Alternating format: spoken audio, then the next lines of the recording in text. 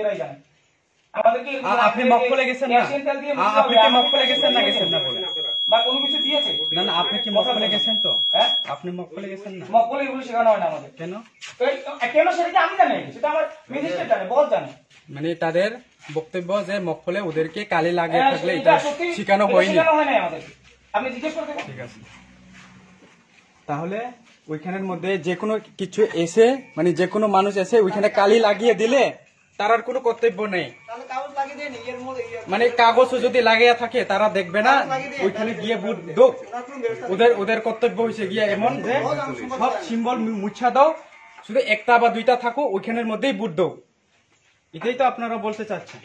আপনি কি সরাসরি প্রিসাইডিং অফিসারকে দায়ী করছেন এই ব্যাপারে? হ্যাঁ অবশ্যই, কারণ ওনারা তো মক্কলে গেছে, এটা তো এই ব্যাপারে তারা জানেন না। কালি লাগো যে কোনো করো, এটা তো হবে না। তো কাগজ লাগিয়ে দিন না।